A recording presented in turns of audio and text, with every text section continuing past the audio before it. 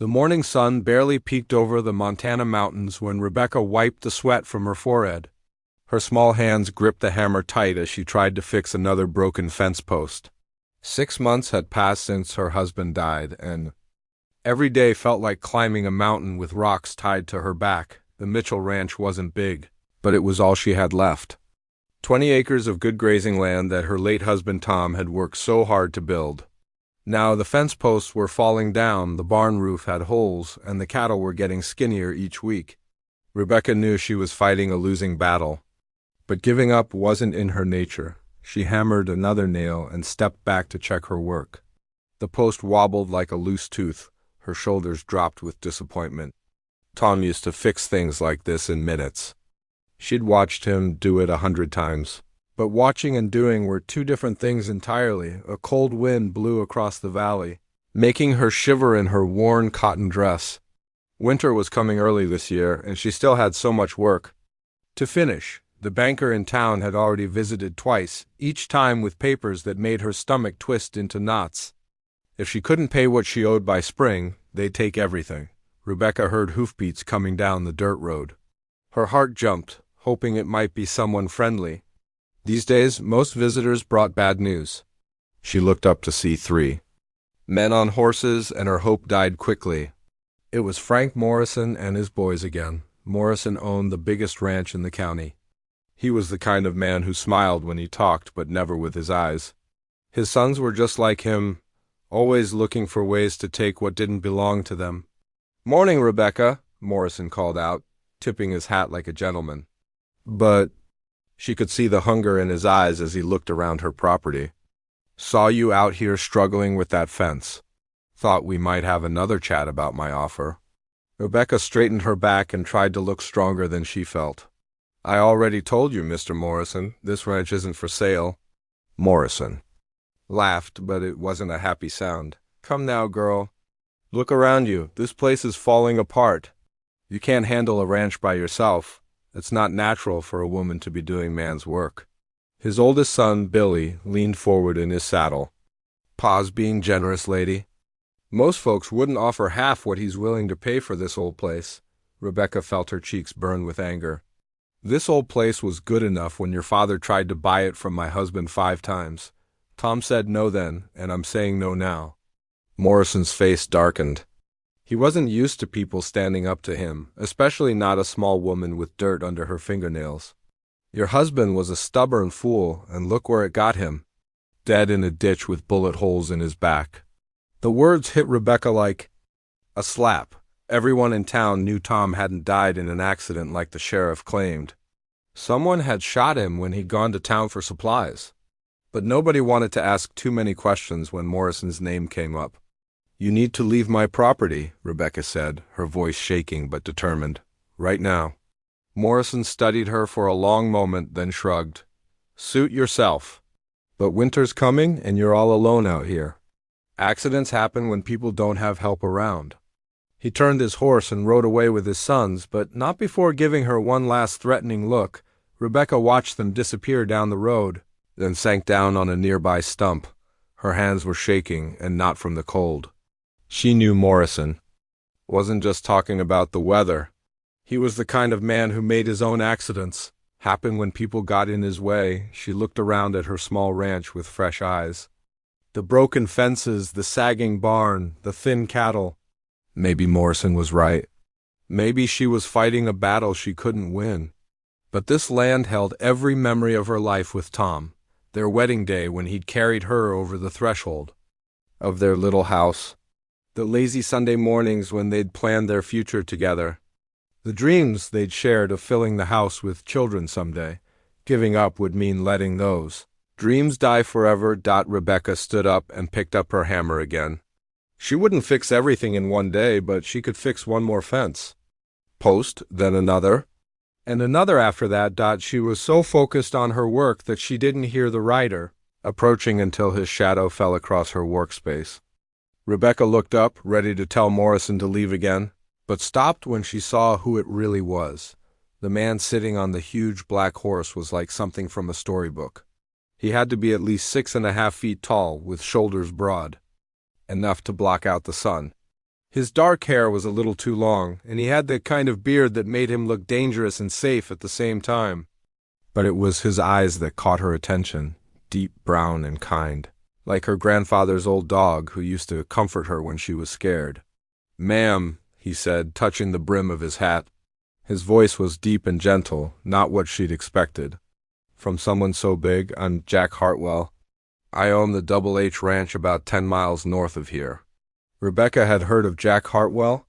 People in town called him the Giant, and not just because of his size. His ranch was one of the most successful in the territory. They said he was fair but tough, the kind of man who kept his word and expected others to do the same. "I'm Rebecca Mitchell," she replied, suddenly aware of how she must look with dirt on her dress and sweat in her hair. Jack nodded toward the fence post she'd been working on. "Having some trouble there?" Rebecca felt her cheeks turn red. "Nothing I can't handle." Jack climbed down from his horse with surprising grace for such a big man. He walked over to examine her work, and Rebecca noticed he moved like someone who was comfortable in his own skin. "No wasted motion, no showing off. Mind if I take a look?" he asked. Rebecca wanted to say no, to prove she could do everything herself. But the fence post was still wobbling, and she was running out of daylight. "I suppose that would be all right." Jack picked up her hammer and examined the post. With just a few adjustments and a couple of solid hits, he had it standing straight and strong. The whole thing took him less than 2 minutes. "The trick is getting the angle just right," he explained, handing her back the hammer. "Too straight, and it won't hold. Too crooked, and it'll fall over in the first strong wind." Rebecca stared at the perfectly fixed fence post. "How did you make that look so easy?" Jack smiled, and it changed his whole face. The serious, intimidating rancher disappeared, replaced by someone who looked like he genuinely enjoyed helping people. "Practice. I've been fixing fence posts since I was 12 years old." They stood in comfortable silence for a moment, both looking at the fence. Finally, Jack spoke again. "I heard about your husband. Tom was a good man. I'm sorry for your loss." Rebecca felt tears threatening, but she blinked them back. She'd learned that crying didn't fix fence posts or pay debts. "Thank you. That means a lot." Jack glanced around the ranch, taking in the work that needed to be done.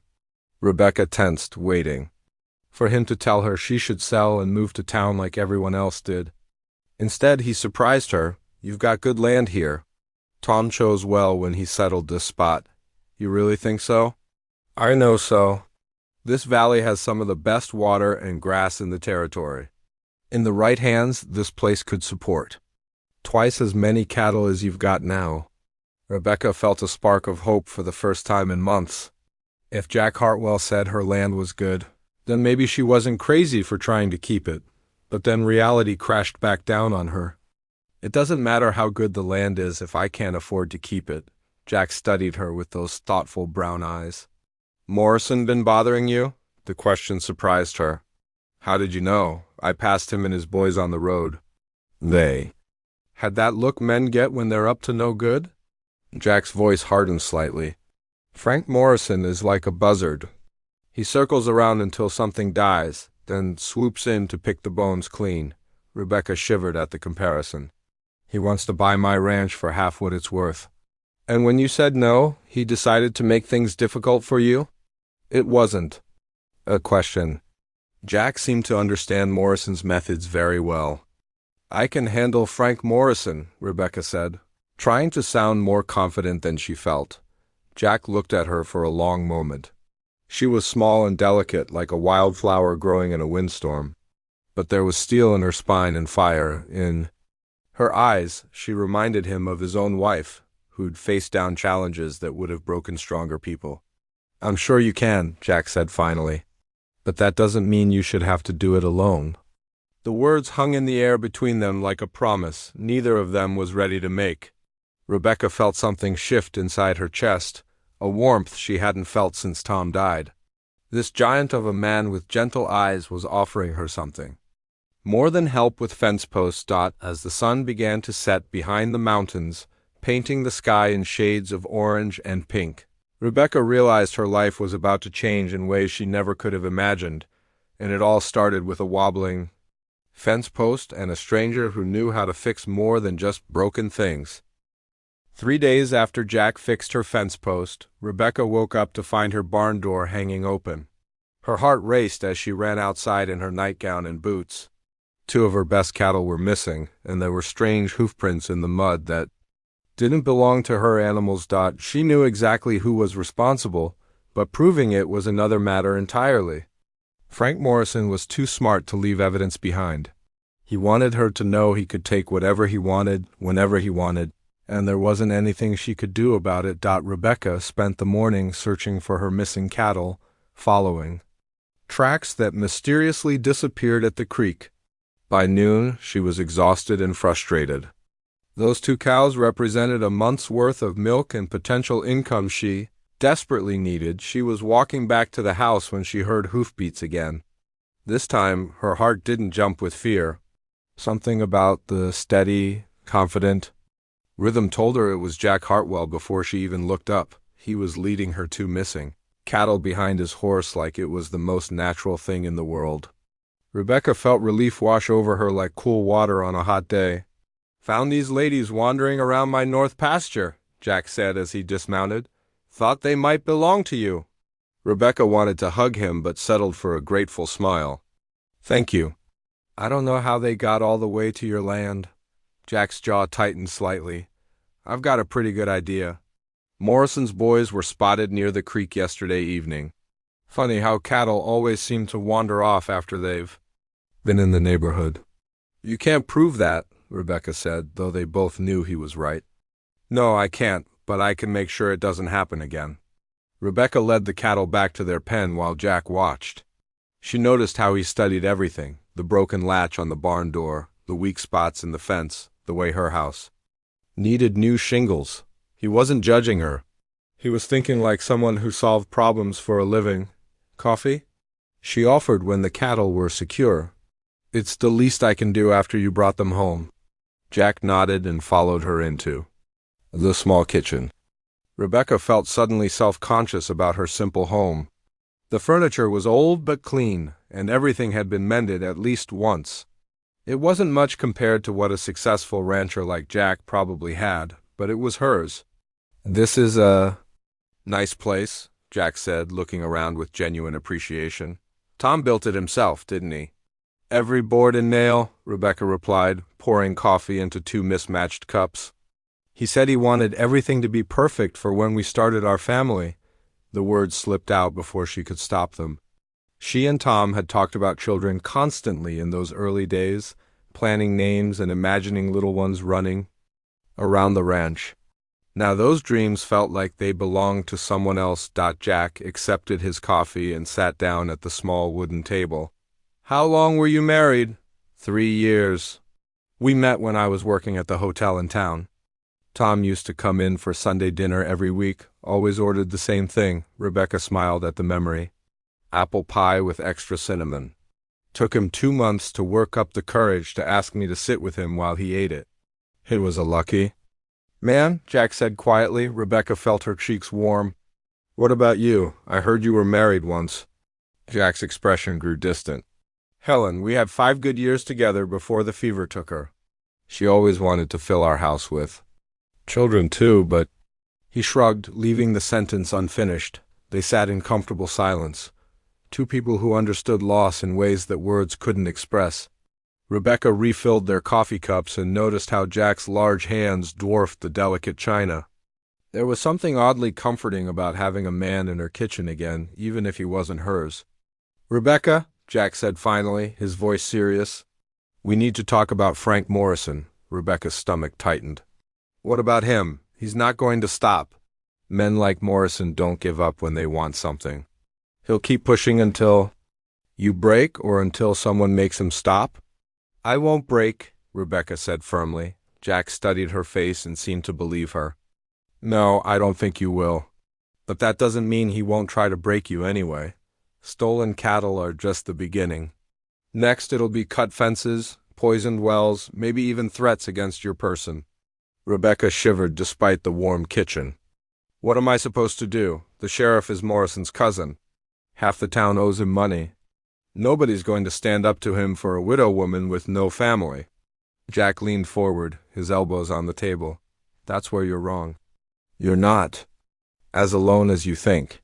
Something in his tone made Rebecca look up sharply. Jack was watching her with an intensity that made her heart beat faster. What do you mean?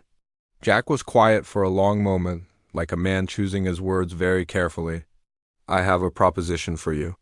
It might sound crazy at first, but hear me out before you say no. Rebecca set down her coffee cup.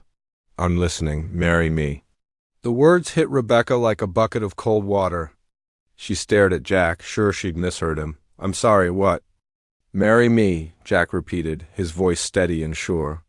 Not for love or romance or any of the usual reasons people get married. This would be a business arrangement, a partnership.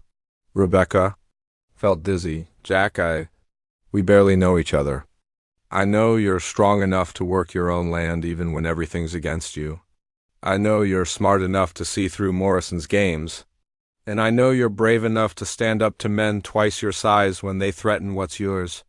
Rebecca's mind was spinning, but why? Why would you want to marry me? Jack looked out the window at the mountains in the distance. I'm 34 years old, Rebecca. My ranch is successful, but it's just land and cattle without a family to build it for. Helen's been gone 2 years, and I've accepted that what we had isn't something that comes along twice in a lifetime. He turned back to meet her eyes. But maybe there's a different kind of partnership possible. Something built on respect and shared goals instead of romance. Rebecca tried to process what he was saying. You want a wife who doesn't love you? I want a partner who understands that sometimes the practical choice is the right choice. Love. Jack paused, seeming to search for the right words. Love is a luxury people like us can't always afford. The brutal honesty of his statement took Rebecca's breath away. Part of her wanted to be offended, but the larger part recognized the truth. In what he was saying, she'd married Tom for love, and it had been wonderful. But love hadn't saved him from Morrison's bullets, and love wasn't going to save her ranch. What exactly are you proposing? She asked carefully. Jack seemed encouraged that she was asking questions instead of throwing him out of her house. We combine our operations. Your land borders mine on the south, and together we'd have one of the largest ranches in the territory. I provide the capital and protection you need. You provide the land and the partnership I need. And Morrison? Morrison wouldn't dare touch the wife of Jack Hartwell. My ranch employs 20 men, and I have friends all over the territory. He knows better than to start a war he can't win. Rebecca felt a flicker of hope. The idea of not having to look over her shoulder every day was almost too good to imagine. What about other aspects of marriage? She asked, her cheeks burning with embarrassment. Jack's expression remained respectful and serious. That would be entirely up to you. I'm not looking for a woman to warm my bed out of obligation. If something developed between us naturally over time, that would be different. But there would be no pressure and no expectations. Rebecca stood up and walked to the window, her mind racing. It was a crazy idea. People would talk. They'd say she was desperate or opportunistic or worse. The people were already talking about the poor widow woman who couldn't manage her own ranch. I need time to think about this, she said finally. Jack nodded and stood up. Of course. It's a big decision, but Rebecca, don't take too long. Morrison's getting bolder, and winter's coming fast. Once the snow starts, you'll be completely isolated out here. He walked to the door, then turned back. I know this isn't the proposal every woman dreams of, but I can promise you this. I would never hurt you. I would never lie to you, and I would never let anyone else hurt you either. That's not love, but it's something. After Jack left, Rebecca sat in her kitchen for a long time, staring at the 2 coffee cups on the table, one large, one small. Like everything else in her life lately, it seemed symbolic of something she couldn't quite name. Marriage to Jack Hartwell would solve all her immediate problems. She'd be safe, secure, and respected. Her ranch would be saved, and she'd have a partner who understood the land and the life she wanted to live, but it would also mean giving up the dream of finding love again. At 28, she was still young enough to hope that somewhere out there was another man who would look at her the way Tom had. A man who would love her for herself, not for her land or her potential usefulness. As the sun set over the mountains, Rebecca realized she had to choose between two different kinds of dreams. The dream of love, which was beautiful but uncertain, or the dream of security, which was practical but somehow felt like giving up. She looked around her small kitchen.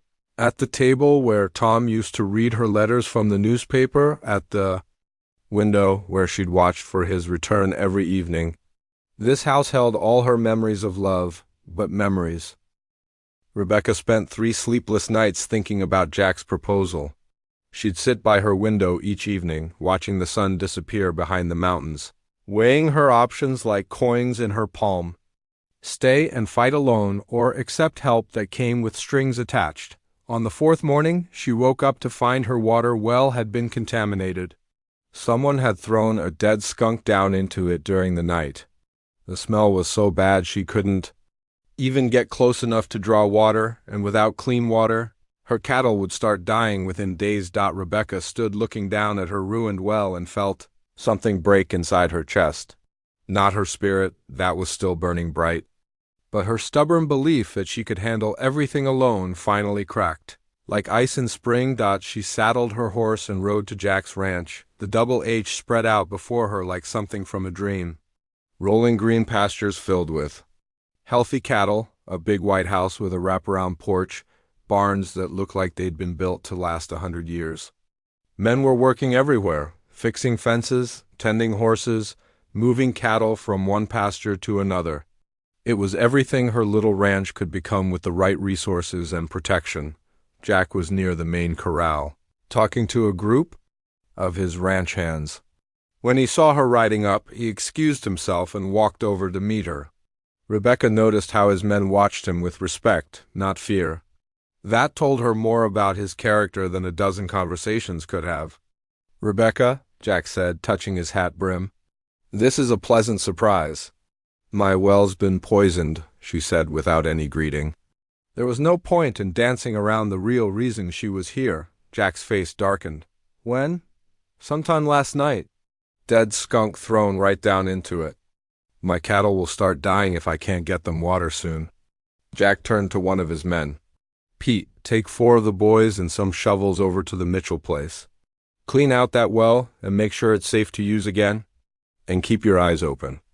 Whoever did this might still be around." "Yes, sir, Mr. Hartwell," Pete replied, already heading toward the barn to gather supplies. Rebecca felt relief wash over her. Just like that, her immediate crisis was being handled. She couldn't remember the last time someone had stepped in to help her without expecting something in return. "Thank you," she said quietly. Jack studied her face. "That's not the only reason." "You came here today, is it?" Rebecca took a deep breath. "I've been thinking about your proposal. And I have some conditions of my own." Jack nodded for her to continue. Rebecca had rehearsed this speech during her long ride over, but now that she was actually saying the words, her heart was beating like a drum. "First, I keep my name. I'll be Rebecca Hartwell in public, but the land deed stays Rebecca Mitchell. That ranch is the only thing I have left of Tom, and I won't erase his memory completely." "Fair enough," Jack agreed. "Second, I want to contribute to this partnership, not just benefit from it. I know ranching and I'm good with numbers. I want a real say in how we run things, not just get pushed aside because I'm a woman." Jack almost smiled at that. "I was hoping you'd say that. A ranch this size needs 2 people making decisions, not one person doing everything while the other one sits around looking pretty." Rebecca felt her cheeks warm but continued. "Third, we tell people the truth. This is a business arrangement, not a love match. I won't pretend to be the swooning bride, and I don't want people thinking I married you just to escape my problems. Even though that's exactly what you're doing." Jack asked, but his tone was gentle, not mocking. "Maybe it is," Rebecca admitted. "But there's a difference between accepting help and giving up completely. I'm choosing this because it makes sense, not because I'm too weak to survive on my own." Jack was quiet for a moment, then nodded. Those are reasonable conditions. Do you have any others? Rebecca hesitated. The next part was the hardest to say, about the ... personal side of marriage. I need you to understand that I'm not ready for that kind of relationship. Tom's only been gone 6 months, and I dying to find the right words. You're still grieving, Jack finished for her. I understand that, Rebecca. Helen's been gone 2 years, and there are still days when I expect to see her in the kitchen when I come in from the fields. Grief doesn't follow anyone else's schedule. The understanding in his voice made Rebecca's eyes water. So you're really okay with a marriage that's just on paper? For now, yes. If that ever changes for both of us, we can talk about it then. But there's no timeline and no pressure. Rebecca felt a weight lift off her shoulders. Then I accept your proposal. Jack extended his hand to her like they were making a business deal, which Rebecca supposed they were. But when she shook it, she noticed how carefully he held her smaller hand in his much larger one. Like he was already thinking about protecting her. When? She asked. As soon as possible. Morrison's getting desperate, and desperate men do stupid things. The sooner you're under my protection, the safer you'll be. Rebecca nodded. What do we need to do? I'll ride into town tomorrow and talk to Pastor Williams. We can have a simple ceremony at the church this Sunday, if that works for you. Sunday, Rebecca repeated. That was only 4 days away. In 4 days, she'd be Mrs. Jack Hartwell, living in that big white house, part of the most successful ranch operation in the territory. Are you having second thoughts? Jack asked, noticing her expression. No, Rebecca said, and was surprised to realize she meant it. I'm just thinking about how much my life is about to change. Jack looked out across his land, then back at her. Change isn't always bad. Sometimes it's exactly what we need, even when we don't expect it. They spent the rest of the morning working out the practical details. Rebecca would move into the big house after the wedding, but they agreed to set up a separate bedroom for her so she'd have privacy. They'd combine their cattle herds and use Rebecca's land for additional grazing. Jack would handle the business side of the operation, while Rebecca would manage the household and help with planning. What about your men? Rebecca asked. What will they think about you marrying a woman they don't know? They'll think I'm smart to marry someone who knows ranching instead of some city girl who's afraid of getting dirt under her fingernails. Jack replied, The boys are good men, Rebecca. They'll respect you because I respect you. As they talked, Rebecca began to see how this partnership could actually work. Jack wasn't trying to rescue her or control her. He was offering her a chance to build something bigger than either of them could create alone. When it was time for her to leave, Jack walked her to her horse. Rebecca, there's one more thing we should discuss. What's that? Jack looked uncomfortable. For the first time that day, people are going to talk. They'll say you married me for my money or that I took advantage of your situation. Some of the comments might be cruel. Rebecca had already thought about this. Let them talk. People always find something to gossip about. At least this time it'll be something that actually improves my life instead of just making it harder. Jack smiled at that, and Rebecca realized she was starting to recognize his different expressions. This smile was proud and a little surprised, like he hadn't expected her to be so practical about the social complications. You're tougher than you look, Rebecca Mitchell. I have to be, she replied, mounting her horse. Soft people don't survive out here. As Rebecca rode home, she felt something she hadn't experienced in months. Hope. Not the desperate kind that grabbed onto anything available, but the steady kind that came from making a good decision for solid reasons. Her little ranch looked different when she got back. Instead of seeing all the work that needed to be done, she saw potential. In a few days, she'd have the resources to fix everything that was broken and improve everything that was just barely working. Pete and the other men were finishing up with. Her well, the water was running clear again, and they'd reinforced the cover so it couldn't be tampered with easily. Mr. Hartwell said to tell you this won't happen again, ma'am, Pete said, touching his hat. We'll be keeping an eye on things from now on. After the men left, Rebecca sat on her front porch and watched the sunset. Sunday seemed very far away and very close at the same time. In 4 days, she'd become someone else, not just Rebecca the struggling widow, but Rebecca the rancher's wife, Rebecca the partner in a successful business. She thought about Tom and wondered what he would think of her decision. Would he understand that she was choosing survival over sentiment? Would he approve of Jack as the man who would protect the land Tom had loved so much? Rebecca liked to think he would. Tom had been practical above all else. He'd chosen this valley for their ranch because it had good water and grass, not because it was pretty. He'd married her because she was willing to work beside him, not because she fit some romantic ideal. Maybe Jack was right. Maybe love was a luxury people like them couldn't always afford. But respect, partnership, and shared goals, those were things that could build a life on, even if that life looked different from what she'd originally planned. As the first stars appeared in the darkening sky, Rebecca made herself a promise. She would make this marriage work, not just for the practical benefits, but because Jack deserved a partner who was fully committed to their success. He was giving her a chance to save everything that mattered to her.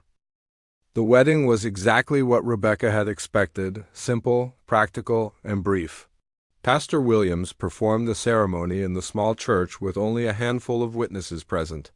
Jack's foreman Pete stood as best man, while Mrs. Henderson from the general store served as Rebecca's witness. Rebecca wore her best blue dress, the one she'd gotten married to Tom in 3 years earlier. It felt strange at first, but then she realized Tom would have wanted her to wear something that represented the happiness they'd shared. Jack wore a clean black suit that made him look even more imposing than usual, but when he spoke his vows, his voice was gentle and sincere. The whole ceremony took 15 minutes. When Pastor Williams pronounced them husband and wife, Jack simply nodded respectfully to Rebecca. No kiss, no romantic gestures, just two people who had made a business agreement and were ready to make it work. After the wedding, they rode back to the Double H together.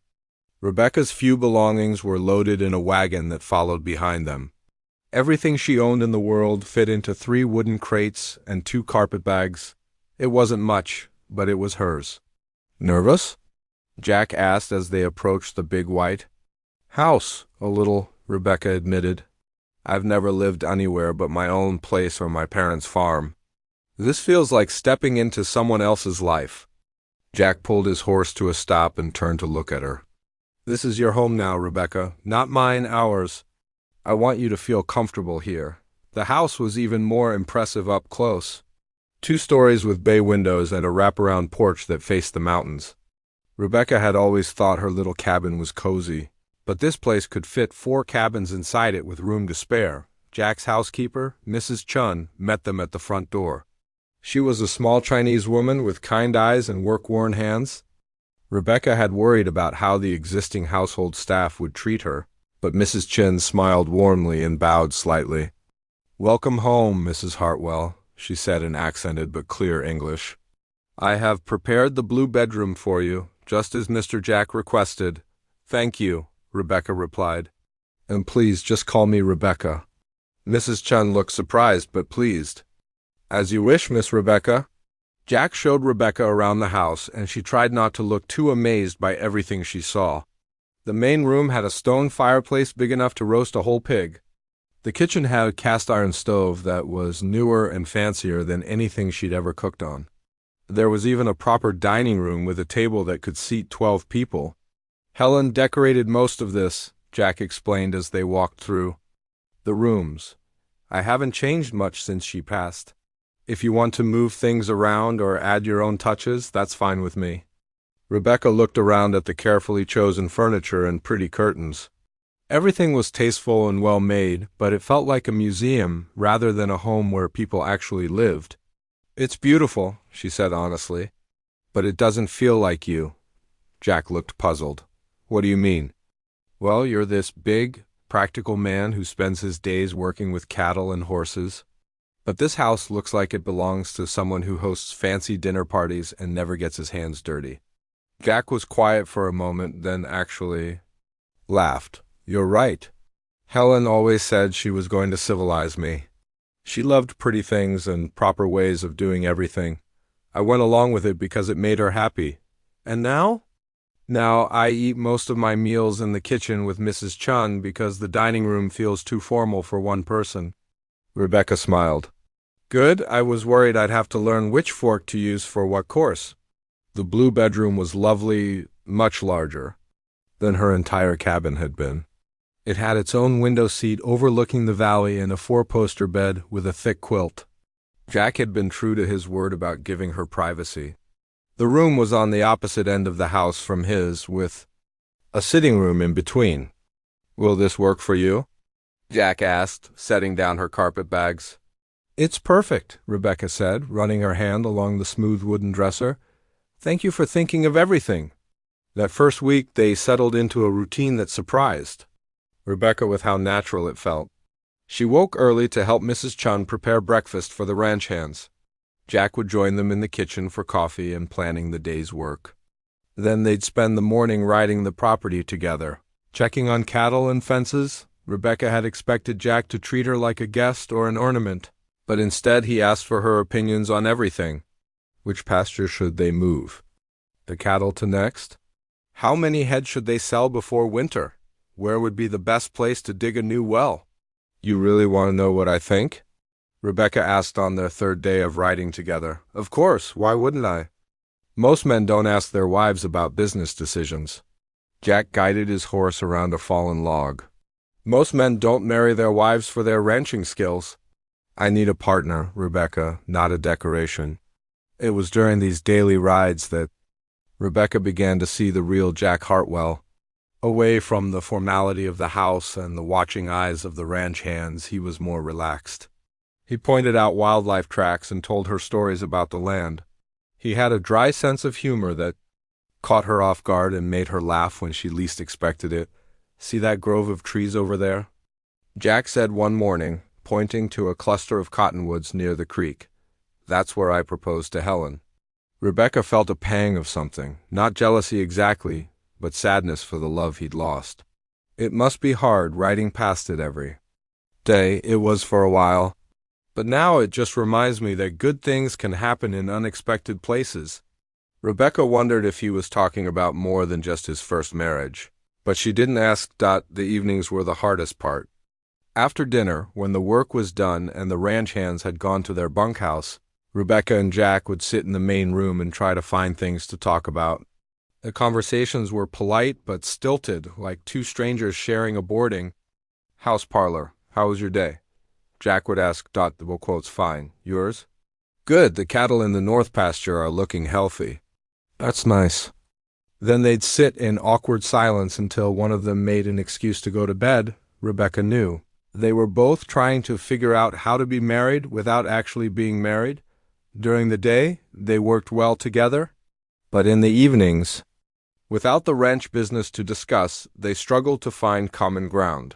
One night, about 2 weeks after the wedding, Rebecca came downstairs to get a glass of milk and found Jack sitting at the kitchen table with a cup of coffee and a stack of papers. Can't sleep? She asked. Jack looked up, surprised. Sorry, I didn't mean to wake you. You didn't. I just couldn't settle down. Rebecca poured herself some milk and hesitated. Mind if I sit? Unless you need to work in private? Please, Jack sighed, gesturing to the chair across from him. It's just ranch accounts. Nothing secret. Rebecca sat down and noticed the careful columns of numbers in Jack's neat handwriting. You keep good records. Have to. The bank likes to see everything documented, especially when you're asking for credit to expand operations. Are we expanding? Jack smiled at her use of we, thinking about it. With your land added to mine, we could support twice as many cattle. But it would mean taking on debt to buy more stock. Rebecca leaned forward to look at the numbers. She'd always been good with figures, and she could see that Jack's calculations were conservative but sound. What if we started smaller? Buy half as many cattle this year, see how well they do, then expand again next year? Jack considered this. That would be safer. Less risk if something goes wrong. They spent the next hour going over the accounts, together discussing different scenarios and possibilities. Rebecca felt more useful and engaged than she had since the wedding. This was the kind of partnership she'd hoped for, two minds working together to solve problems. "You're good at this," Jack said as they finished their calculations. "I had to be." Tom was terrible with numbers. He could judge cattle and read weather, but put a ledger in front of him and he'd get confused. It was the first time Rebecca had mentioned Tom casually, without sadness weighing down her words. Jack noticed it too. "Tell me about him," Jack said quietly. Rebecca looked surprised. "Really? Really? He was important to you. That makes him important to me, in a way." So Rebecca told Jack about Tom, his terrible singing voice, his way of talking to the cattle like they were people, his dream of building a ranch that would last for generations. Jack listened without interrupting, and Rebecca realized how good it felt to share those memories with someone who understood ranch life. "He sounds like a good man," Jack said when she finished. "He was. I think you would have liked each other." "I think so too." After that night, their evening conversations became easier. They'd sit in the kitchen with coffee and talk about the day's work, plans for the future, stories from their past. Rebecca learned that Jack had taught himself to read using his father's old Bible.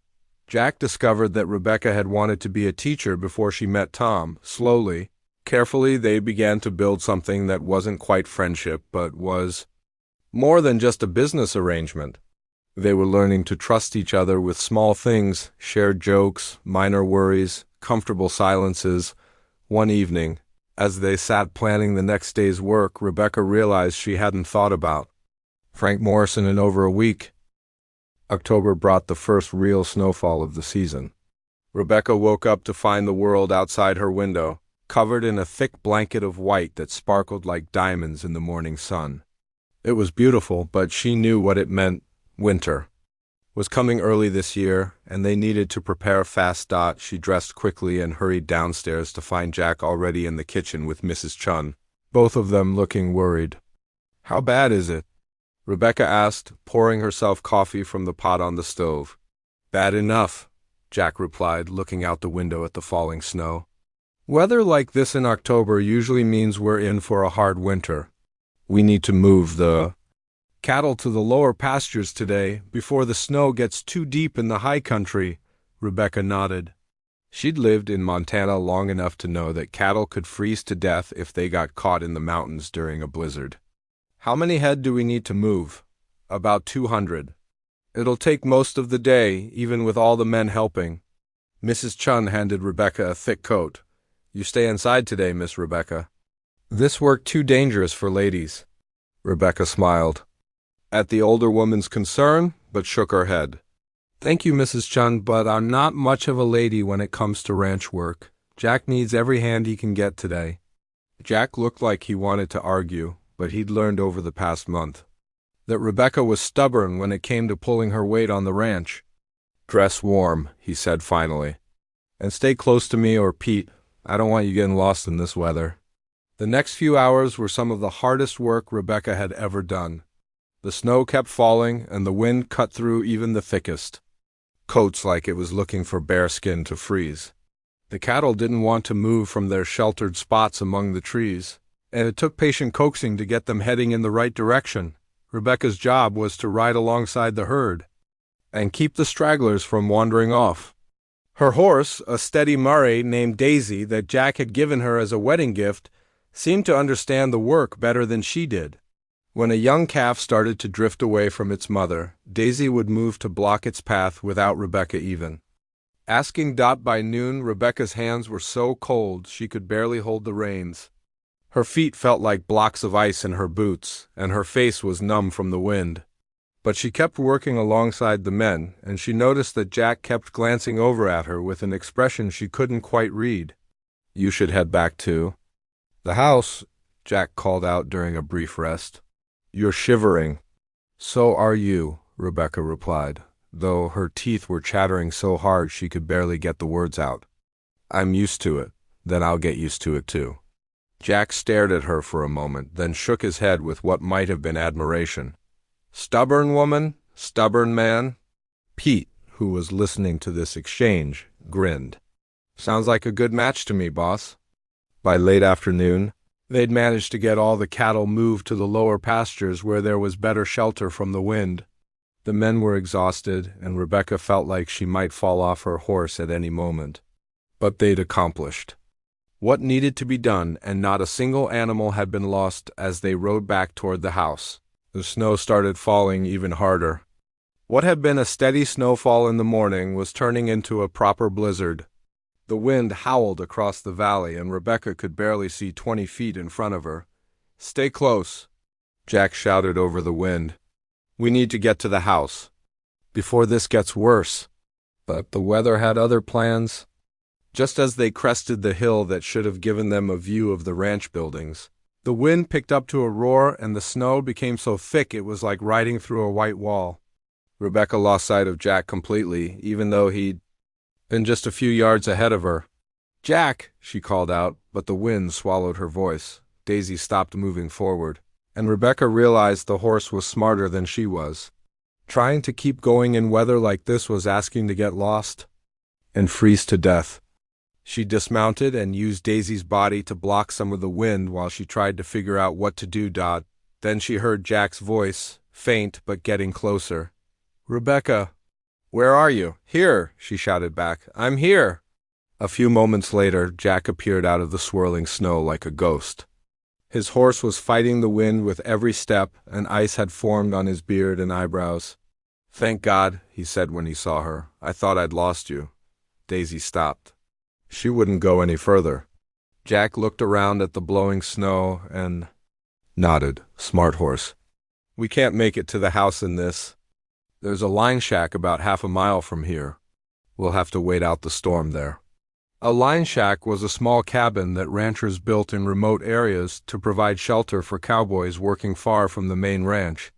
Rebecca had never been in one, but she knew they were basic, just 4 walls, a roof, and hopefully a fireplace. Jack took Daisy's reins and tied them to his saddle horn. "Hold on to my stirrup and don't let go, no matter what. If we get separated in this weather, we might not find each other again." Rebecca grabbed onto the leather stirrup and let Jack's horse lead the way through the storm. The wind was so strong.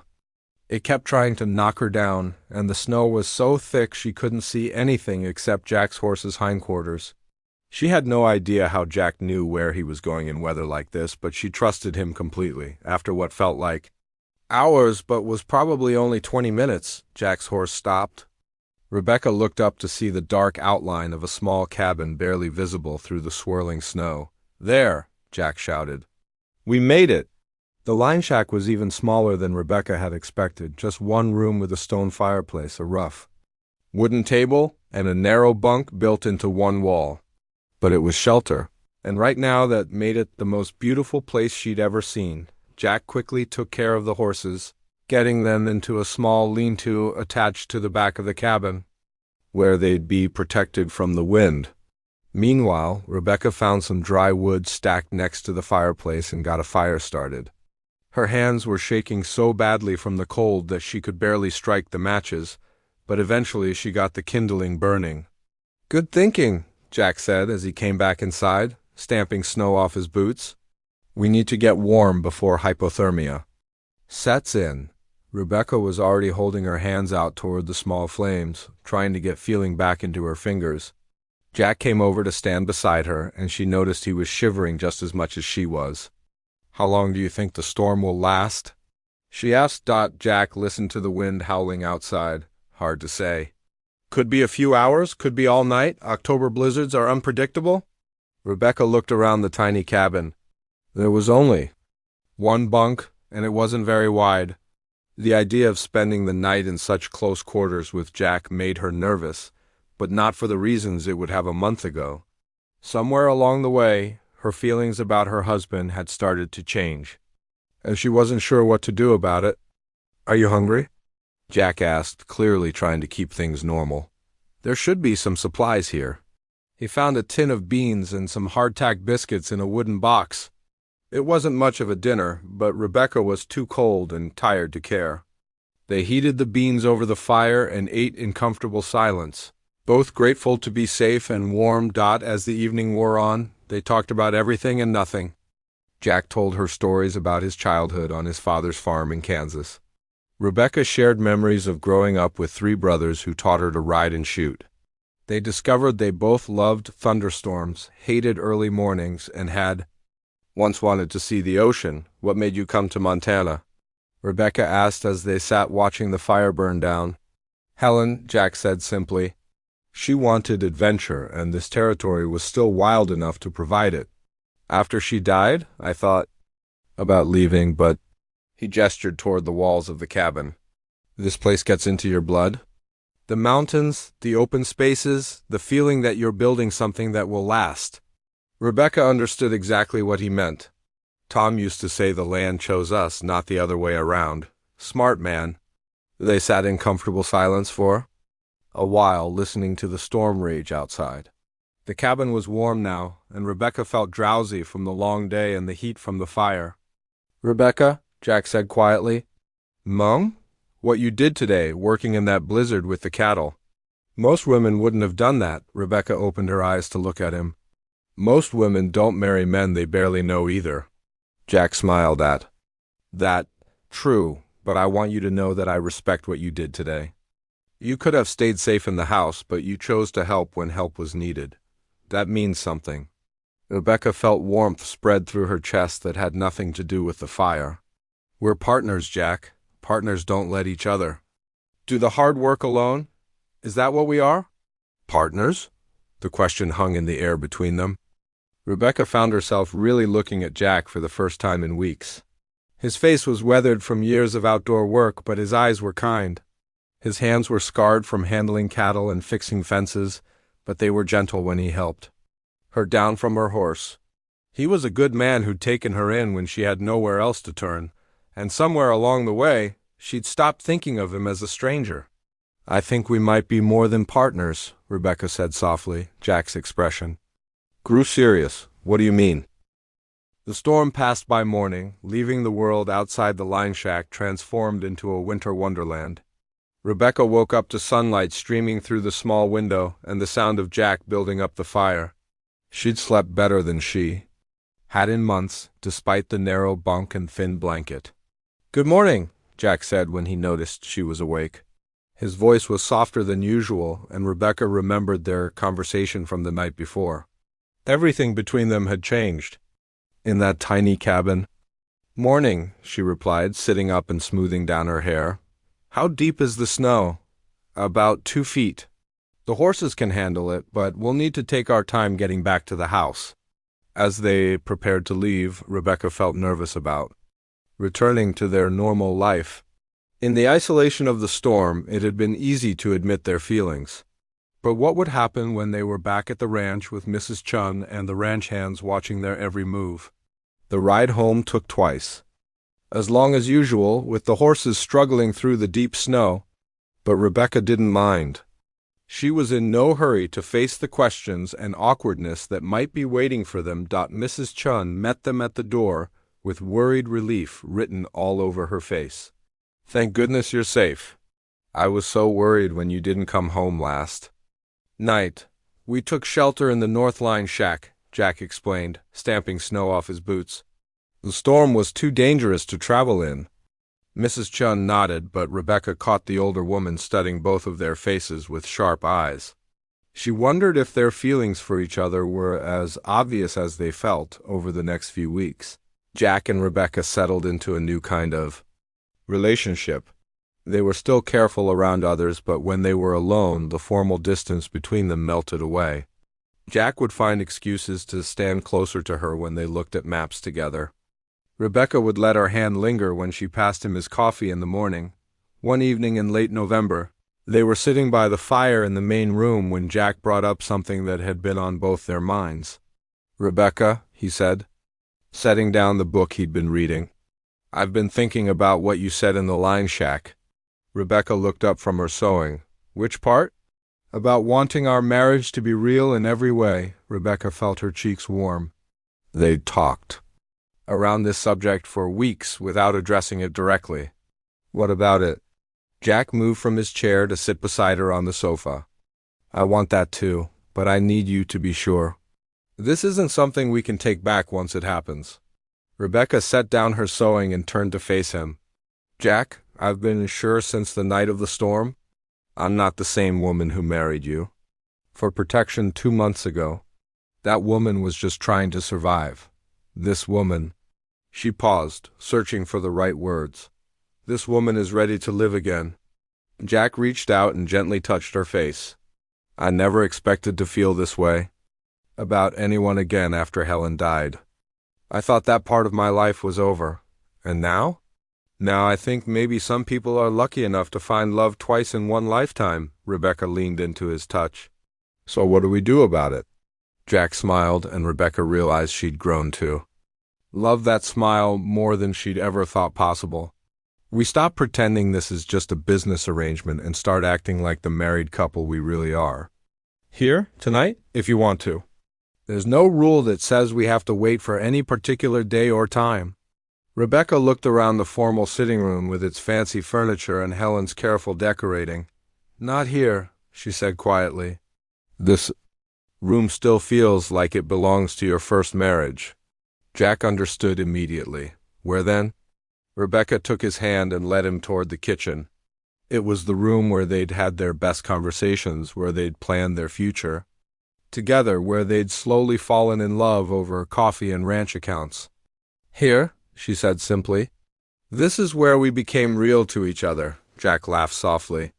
Leave it to you to choose the most practical room in the house. I'm a practical woman. That's one of the things I love about you.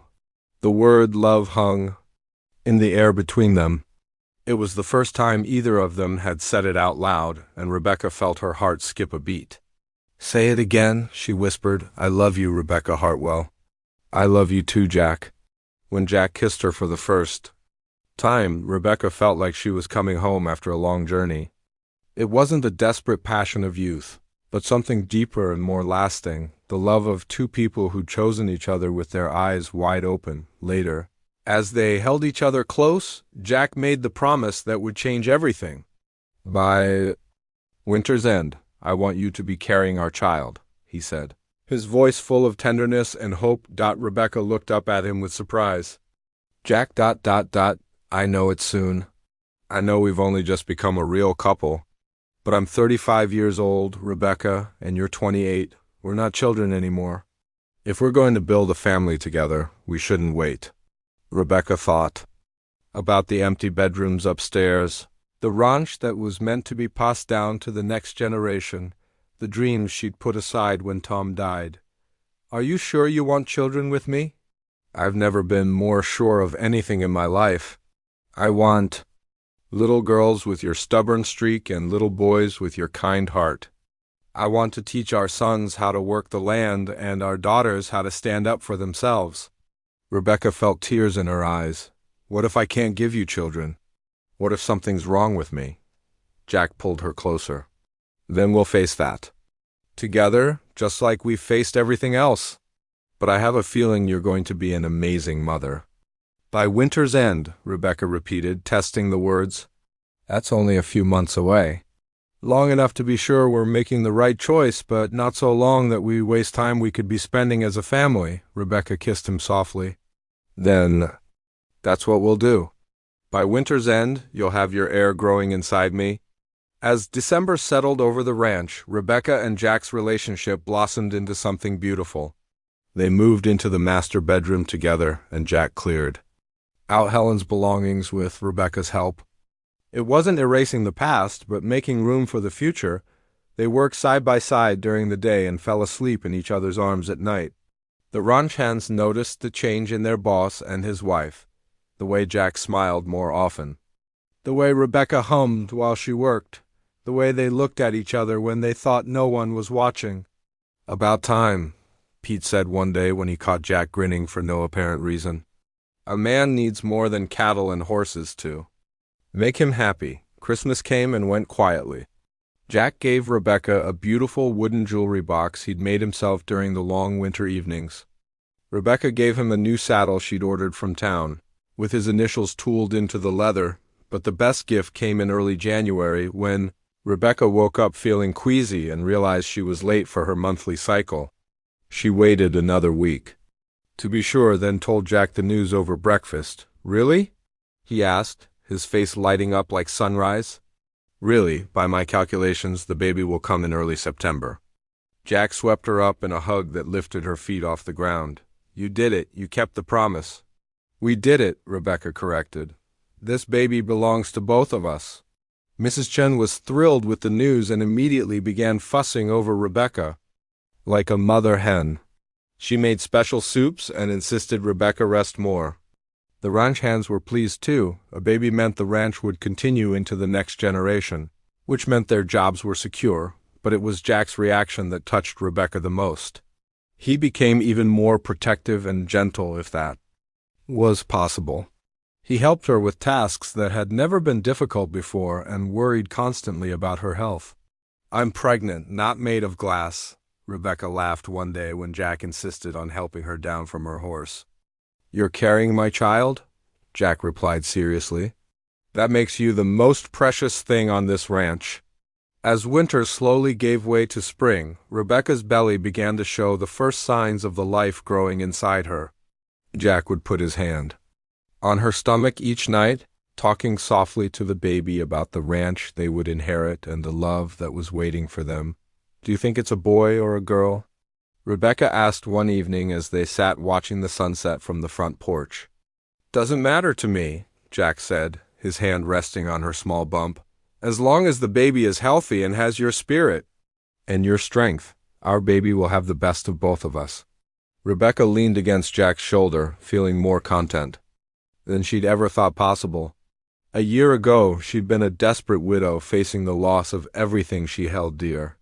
Now she was a beloved wife expecting her first child, partner in a successful ranch, safe and secure in the arms of a man who treasured her. Jack's bold vow from that December night was coming true. By winter's end, she would indeed be carrying his child. But more than that, she was carrying hope for the future they were building together. The ranch stretched out before them in the fading light, their cattle grazing peacefully in the distance, their home warm and welcoming behind them. It wasn't the life Rebecca had planned, but it was the life she'd chosen, and that made all the difference.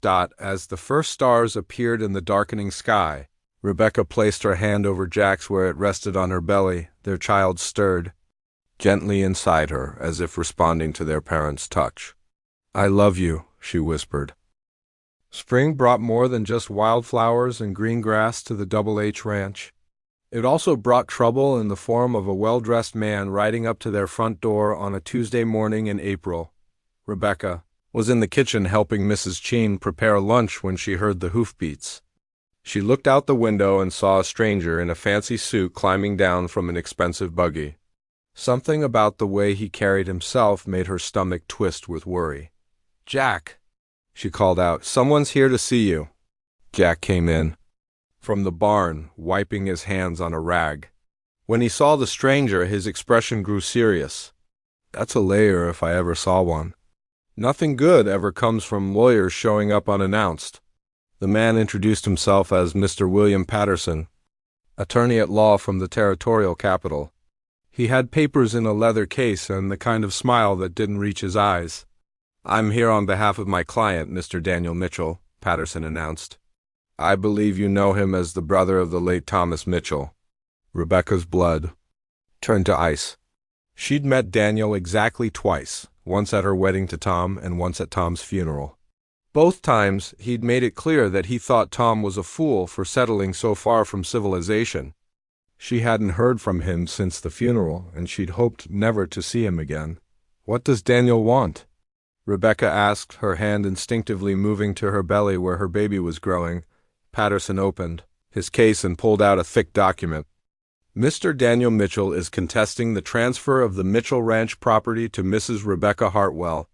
He claims that as the deceased's only living relative, he has a legal right to inherit his brother's land. Jack stepped protectively closer to Rebecca. That's ridiculous. Tom left everything to his wife in a legal will. Ah, but here's the interesting part, Patterson said with that cold smile. The will was written before Mr. Thomas Mitchell's marriage. It states that, in the event of his death, his property should go to his next of kin, which would be his brother Daniel, not his wife. Rebecca felt the world spinning around her. That can't be right. Tom always said the ranch would be mine if anything happened to him. Saying something and making it legal are two different things. Mrs. Hartwell, my client has documentation proving his blood relationship to the deceased. Unless you can produce a will written after your marriage that specifically leaves the property to you, Mr. Daniel Mitchell has a valid claim. Jack's jaw tightened. How much does Daniel want to make this go away? Patterson looked pleased that Jack understood the game. My client is prepared to offer Mrs. Hartwell $500 for her trouble, plus 30 days to vacate the property. $500? Rebecca gasped. That ranch is worth 20 times that much. Not according to my client's assessment. He says the property has been poorly maintained and the cattle operation is failing. Rebecca felt anger rising in her chest like a fire. That's a lie. Tom worked that ranch every day of his life, and I've kept it going since he died. Nevertheless, those are the terms. You have 1 week to consider the offer before we file papers with the territorial court. After Patterson left, Rebecca sank into a kitchen chair and put her head in her hands. Everything she'd fought so hard to save was being threatened again, just when she'd finally found happiness and security. We'll fight this, Jack said firmly, kneeling beside her chair. I'll hire the best lawyer in the territory if I have to. With what money? Rebecca asked. Legal battles cost more than we can afford, and you know it. Jack took her hands in his. Rebecca, look at me. I didn't marry you just to watch someone steal what's rightfully yours. We'll find a way. Mrs. Chun, who had been quietly listening from the stove, spoke up. Maybe you look for the real will, Mr. Tom. He was a careful man. He would not leave his wife with nothing. Rebecca shook her head. I looked through all his papers after he died. There was only the old will from before we were married. But maybe he hid it somewhere safe, Mrs. Chun suggested. Important papers, sometimes people put them in special places. That afternoon, Jack and Rebecca rode over to her old cabin to search every inch of the place. They looked through Tom's desk again, checked behind pictures on the walls, even looked under loose floorboards. But they found nothing. I don't understand, Rebecca said, sitting on the front steps where she and Tom used to watch the sunset. Together, Tom was always talking about making sure I'd be taken care of. Why wouldn't he have written a new will? Jack sat down beside her. Maybe he did, and it's somewhere we haven't thought to look yet. Where? We've searched everywhere twice. What about the bank? Sometimes people keep important documents in safety deposit boxes. Rebecca's eyes widened. Tom did go to the bank a lot in the months before he died. He said he was just checking on our account, but maybe... The next morning they rode into town together. The bank manager, Mr. Stevens, was a friend of Tom's and greeted Rebecca warmly. Mrs. Hartwell, good to see you looking so well. Married life clearly agrees with you. Thank you, Mr. Stevens. I need to ask you something important. Did my late husband, Tom, ever rent a safety deposit box here? Mr. Stevens looked thoughtful. As a matter of fact, he did. About 6 months before he passed away. Said he wanted to keep some important papers safe. Haven't you been to look at it since his death? Rebecca's heart started beating faster. I didn't know it existed. Can I access it now? Of course. You were listed as the authorized person in case anything happened to Tom. The safety deposit box was small but heavy. Inside, Rebecca found Tom's discharge papers from his time in the Army, their marriage certificate, and at the bottom, a document that made her hands shake with relief. Last will and testament of Thomas Michael Mitchell? She read aloud. Written this day, March 15th, 1884. That was 2 months after their wedding. Jack read over her shoulder as Rebecca opened the document. In Tom's careful handwriting, it clearly stated that all his property, including the ranch, cattle, and personal belongings, should go to his beloved wife Rebecca in the event of his death. He did it, Rebecca whispered, tears streaming down her face. He protected me after all. The will was properly witnessed and notarized. There was no question about its validity or Tom's intentions. Daniel Mitchell's claim would be worthless. In court, when they returned to the ranch, Patterson was waiting for them with Daniel Mitchell himself. Daniel was a thin, sour-faced man who looked like he'd spent his whole life disappointed by everything around him. I hope you've come to accept my generous offer, Daniel said before they'd even dismounted their horses. Instead of answering, Rebecca handed him the will. I think you'll find this interesting reading. Daniel's face went white as he read the document. Patterson snatched it away and studied it carefully, looking for any flaw that might invalidate it. This appears to be genuine, Patterson admitted reluctantly. Of course it's genuine, Jack said. Tom Mitchell was an honest man who took care of his responsibilities, unlike some people. Daniel's face turned red with anger. This doesn't change anything. That ranch should stay in the Mitchell family. It is staying in the Mitchell family, Rebecca said calmly. I was a Mitchell for 3 years, and that land is my inheritance from my husband. You remarried. Daniel sputtered, You're a Hartwell now. The will says Rebecca Mitchell inherits the property, Jack pointed out. It doesn't say anything about what happens if she remarries. The land is hers, legally and permanently. Patterson was already packing up his papers. My client has no further legal recourse. The will is valid and clear. After they left, Rebecca sat down heavily on the front porch steps. The stress of the past few days had been exhausting, especially in her condition. Are you all right? Jack asked, sitting beside her. I am now. For a while there, I thought I might lose everything again. Jack put his arm around her shoulders. You're never going to lose everything again, Rebecca. Even if they had somehow taken the ranch, you still would have had me and our baby and a place in this family. Rebecca leaned against him, feeling the baby move gently inside her. I know, but that ranch ... It's not just land to me. It's where Tom and I built our dreams together. Losing it would have felt like losing him all over again. Well, you didn't lose it. Tom made sure of that even. From beyond the grave. That evening, as they sat down to dinner, Mrs. Chun brought out a special meal to celebrate their victory. Mr. Tom, he was good man, she said, as she served Rebecca an extra portion. He'd take care of his wife even after he'd gone. He did, Rebecca agreed, touching her wedding ring, the simple gold band Tom had placed on her finger 3 years ago. She'd never taken it off, even after marrying Jack. Now she understood why she'd felt compelled to keep it. It wasn't just a memory of her first marriage. It was a symbol of the protection Tom had tried to provide for her future. Later that night, as Jack helped her get ready for bed, Rebecca felt their baby kick strongly for the first time. Did you feel that? She asked, grabbing Jack's hand and placing it on her belly. Jack's face lit up with wonder as he felt their child moving inside her. That's our baby. That's our baby, letting us know everything's going to be all right. Jack kissed her forehead gently. Everything is going to be all right. We've got each other, we've got the ranch, and in a few months we'll have our son or daughter. How do you know it'll be all right? September arrived with crisp mornings and golden afternoons that painted the Montana landscape in shades of amber and rust. Rebecca's belly had grown round and heavy, and she moved more slowly now, one hand always resting on her back and the other on the precious burden she carried. The baby was due any day, according to Dr. Harrison from town, who'd been making regular visits to check on her.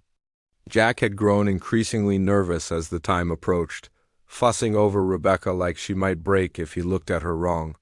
The doctor said walking is good for me, Rebecca laughed one morning when Jack tried to stop her from hanging laundry. On the line, I'm not made of spun glass, you know. You're carrying my child, Jack replied, taking the heavy basket from her hands. That makes you more precious than glass. Mrs. Chun nodded approvingly from where she was tending her vegetable. Garden, Mr. Jack right to worry. Baby come when baby ready, and baby always pick the worst time.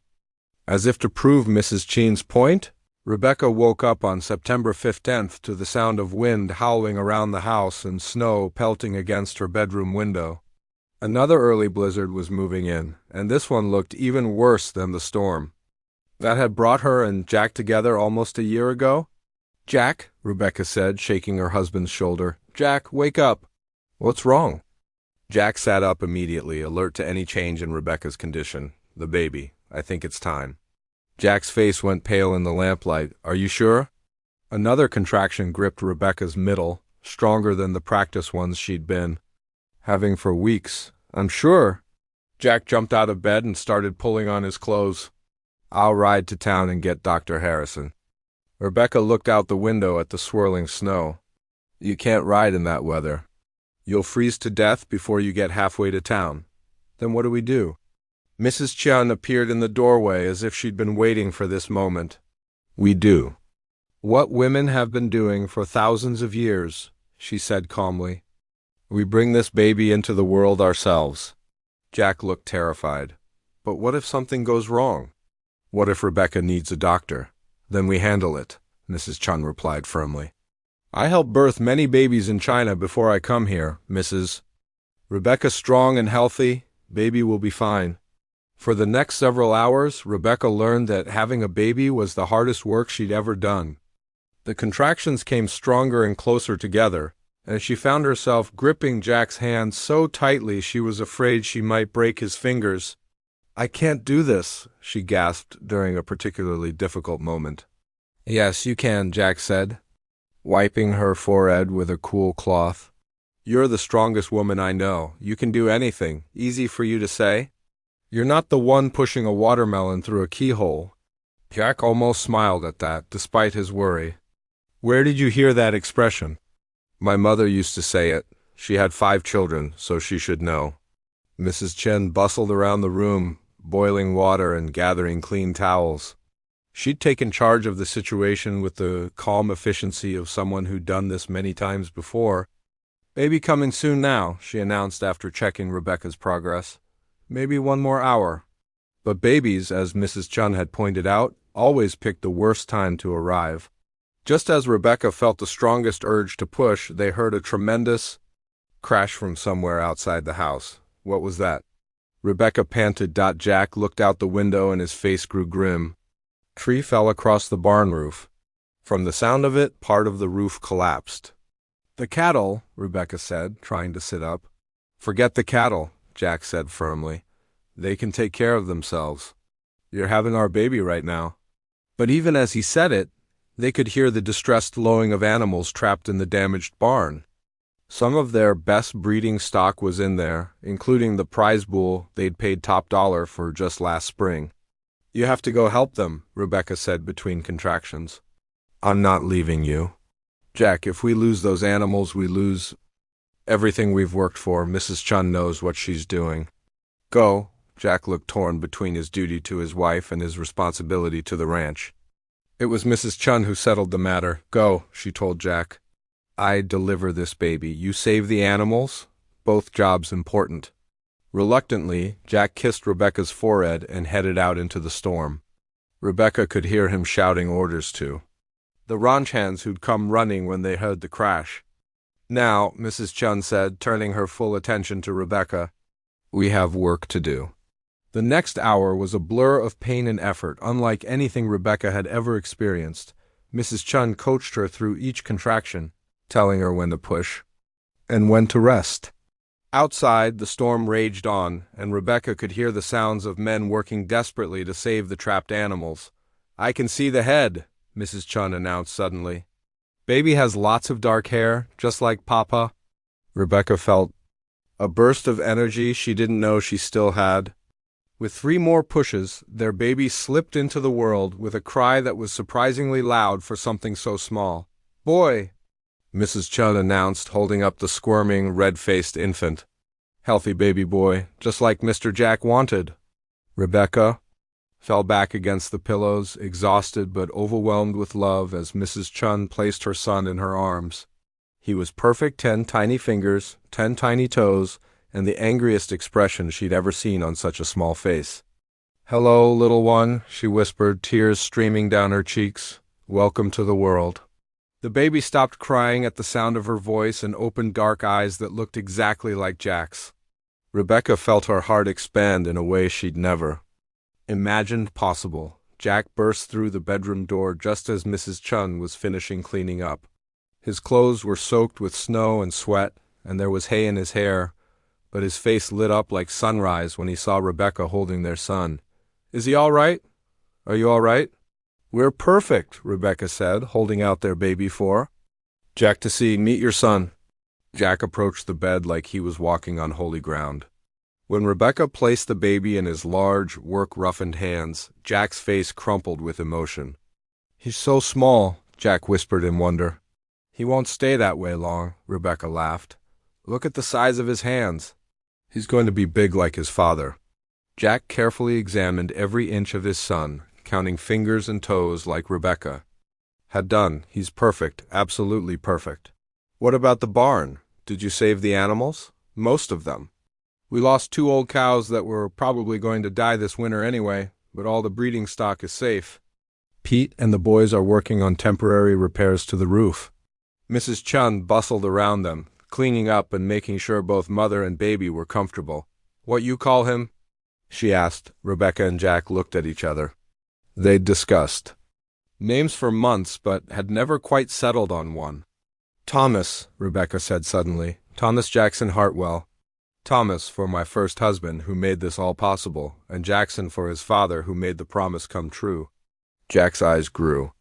"Misty, Thomas Jackson Hartwell. I like that. Tommy for short."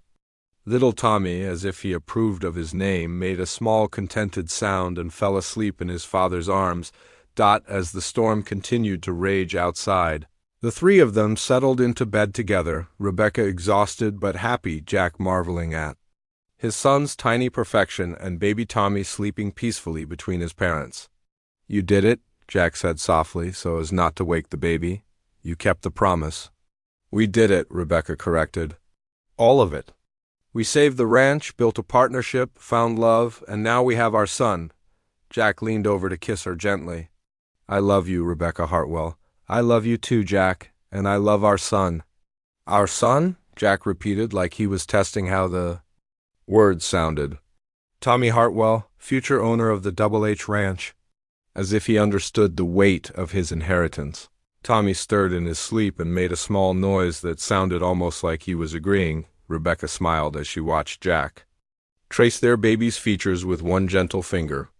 A year ago, she'd been a desperate widow facing the loss of everything she held dear. Jack had been a lonely widower convinced that love only came once in a lifetime. Now they were a family, bound together not just by legal papers or practical needs, but by the deep love that had grown between them through shared struggles and mutual respect. The ranch spread out around them, safe and secure under the blanket of snow. Their cattle were protected, their future was assured, and their son would grow up knowing he was wanted and loved and part of something bigger than himself. Jack's bold vow from that December night had come true in every way that mattered. Rebecca had indeed been carrying his son by winter's end, just as he'd promised. But more than that, they'd created something beautiful together, a marriage built on friendship and respect that had blossomed into genuine love. And now a family that would carry on their legacy for generations to come. As the first light of dawn began to creep through the bedroom window, the storm finally started to quiet. Tommy woke up hungry, and Rebecca marveled at how natural it felt to feed her son, while Jack watched with wonder. "What do you think he'll be like when he grows up?" Jack asked. "Strong like his father, stubborn like his mother, and hopefully smarter than both of us put together," Rebecca replied. Jack laughed softly. "That's a lot to live up to." "He'll manage. He's a Hartwell after all." Outside, the new day was beginning on the Double H Ranch.